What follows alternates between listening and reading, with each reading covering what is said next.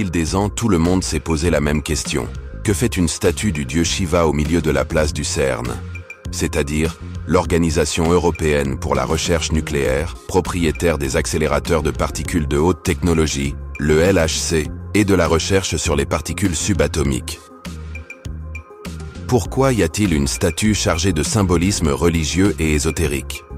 Eh bien aujourd'hui dans cette vidéo, on va enquêter un peu sur ce qui se cache derrière cette statue du dieu Shiva, et on va aussi essayer d'entrer dans l'esprit de ceux qui ont permis de la placer comme un symbole, et comme vous le savez, les symboles sont les choses les plus importantes de l'humanité, car un symbole contient des idées, et les idées transmutent le monde et le futur est conditionné par les symboles, par ces idées. Ceci étant dit, allons-y.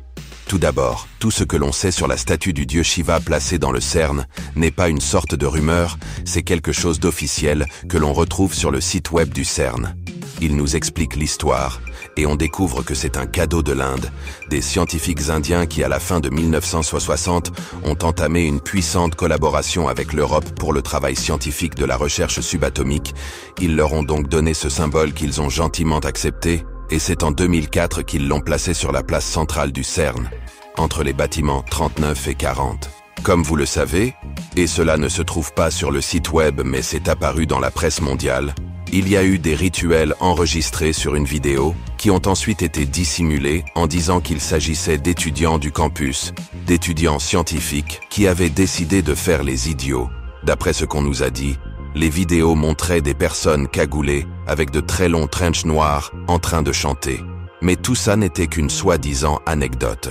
Mais en nous concentrant sur le symbolisme pur de la statue, on doit comprendre un peu les éléments clés de la religion hindoue. Par exemple, Shiva n'est pas une déesse, mais un dieu qui est toujours représenté comme un danseur, dansant ce qu'ils appellent la danse du Nataraja. Le Nataraja est une danse éternelle avec deux polarités, la vie et la mort, un éternel retour, quelque chose de similaire peut-être à l'Uroboros de l'alchimie, mais qui a ses nuances, comme vous le savez, ces fameux Uroboros qu'ils promeuvent tant dans leur série. Dans le Nataraja, il y a le Saki ou la force vitale. Une force qui fait partie de toutes les choses, de tous les composants de l'univers. Peut-être en traduisant cela dans le parallélisme scientifique, cela ferait un peu référence aux atomes et aux particules qui sont toujours en mouvement. Ils ne sont jamais à un endroit spécifique, comme vous le savez, un atome.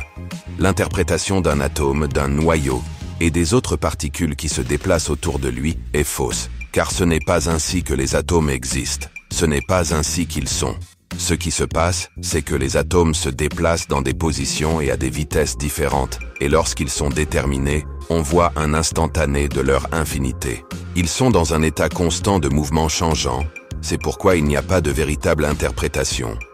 Si l'on s'arrête pour penser réellement au monde du plus petit et du plus primordial en physique, on saura qu'il y a un parallèle très fort avec le symbolisme et l'ésotérisme. Mais continuons. Tant que la danse de Shiva se poursuit, le cycle de la vie et de la mort continue, où la force vitale, la Sakti, se transforme et renaît. Le Dieu est la vie et la mort. Il représente, comme je vous l'ai dit, le cycle éternel. Mais dans ce contexte du cosmos de la réalité, Carl Edward Sagan l'a déjà dit, il était au courant de la danse du Nataraja. Et il a dit qu'elle pouvait être comparée à la danse cosmique, avec les atomes, avec ces insaisissables particules subatomiques qui vibrent et forment toutes les choses.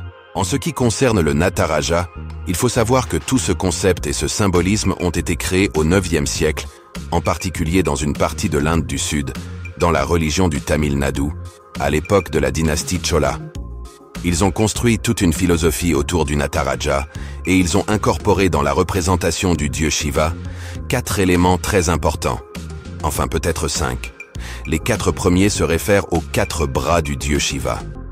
La main supérieure droite tient le tambour d'Amaru qui symbolise la création. Avec le son, la vibration, les coups, il génère la création de toutes les choses, de toutes les particules. La main inférieure droite présente l'Abhaya Mudra, une position des doigts qui symbolise la protection des fidèles dévots de la religion ou de la philosophie de la dynastie Chola, de la religion du Tamil Nadu.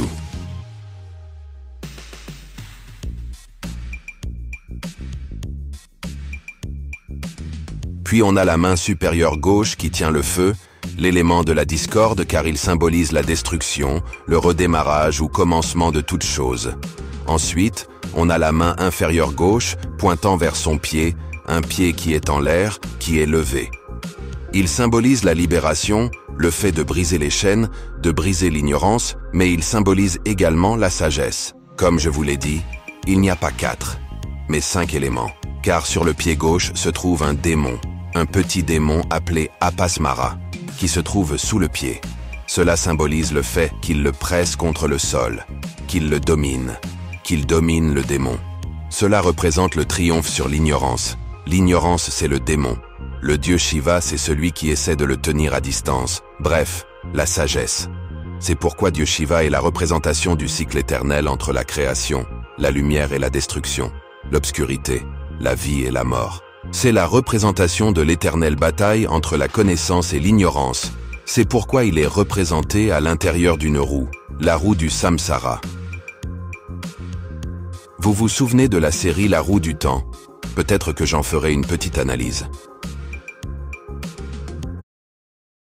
Découvrez le Husk, le plus tranchant et le plus polyvalent des couteaux d'inspiration japonaise au monde. Depuis plusieurs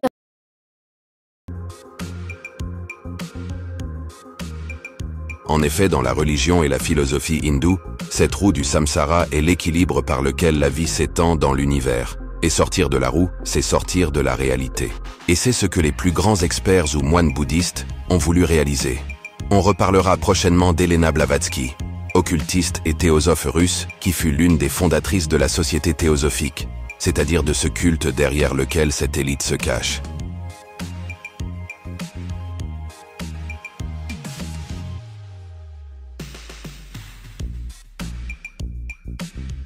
Mais continuons. La roue du samsara ou de la transmigration symbolise également une part de la servitude, alors qu'on est pris dans ce cycle éternel. Qui veut rester dans un cycle? Tout le monde voudrait s'en sortir, mais c'est la constante vitale de la vie. La roue du samsara est l'équilibre entre les deux forces. Une fois que l'on a bien saisi le symbolisme du dieu Shiva dans cette petite partie de ce qui est un vaste ensemble de religions et de philosophies hindoues, la question qui se pose maintenant est la suivante.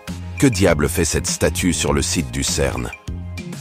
Eh bien, on a vu qu'il y a des éléments qui peuvent être liés, n'est-ce pas? L'univers est un cycle où il y a la vie et la mort. Et selon ceux en charge de l'endoctrinement des masses, il y a la création des étoiles et la destruction des étoiles, la vie aussi sur les planètes. Le parallélisme est clair et évident, mais pourquoi joue-t-il avec le symbole? La science détermine empiriquement les choses. D'après ce qu'on nous dit, elle n'a pas de place pour la religion, les symboles, l'ésotérisme ou l'interprétation. Alors pourquoi la mélanger à quelque chose de si contraire à la science? Eh bien, c'est vraiment ce qui a choqué au fil des ans, où beaucoup de gens ont vu qu'il y avait quelque chose d'étrange là. Et peut-être que cela ne correspond pas tout à fait, parce que cela fait soupçonner qu'il y a des intérêts occultes. Le symbolisme est toujours insaisissable. Et le symbolisme, comme je vous l'ai dit, comme il enferme des idées, il a un pouvoir brutal sur le futur et sur le monde. Peut-être que le véritable symbolisme du dieu Shiva est placé là pour quelques personnes qui viennent sous forme de rituels comme on l'a vu, et cela s'est déjà produit, ce qui rend la chose encore plus suspecte. Son existence au CERN peut être liée à la collision de particules subatomiques, comme cette danse, n'est-ce pas, que pour nous dire que l'être humain recherche, que l'être humain veut percer les mystères du boson de Higgs.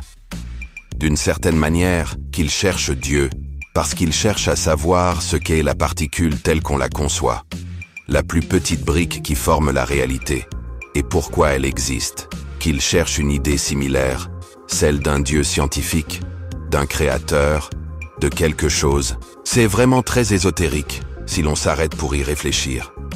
Derrière la figure du dieu Shiva, il y a un si beau message que l'on veut nous transmettre, n'est-ce pas?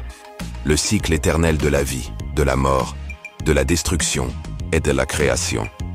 À mon avis, et comme je l'ai dit à plusieurs occasions, il faut bien comprendre que cette élite s'approprie des éléments de différentes cultures et y rajoute, retouche le contenu qu'elle veut et selon son désir pour qu'il corresponde à son agenda, en lui donnant un aspect scientifique comme dans ce cas-ci, alors qu'en réalité, ce n'est rien d'autre qu'une pseudo-science dans le but de promouvoir la nouvelle religion, le New Age.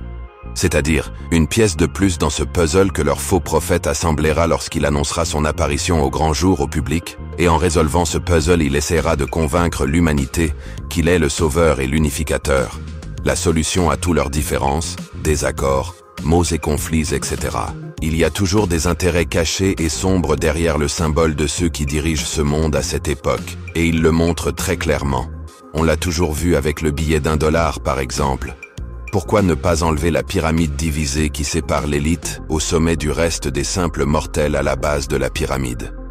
L'œil qui voit tout est un symbole et une représentation des sociétés secrètes qui ont dirigé le monde et tous les aspects, y compris la science. Pourquoi ne l'enlèvent-ils pas? Eh bien c'est parce qu'ils savent qu'il y a un intérêt occulte pour faire plier l'être humain à travers les idées du symbole. C'est complexe à expliquer. Bon, je vous dis au revoir. Je vous salue chaleureusement et je vous dis à bientôt dans une autre vidéo. Vous pouvez consulter les liens que j'ai laissés dans la description de cette vidéo.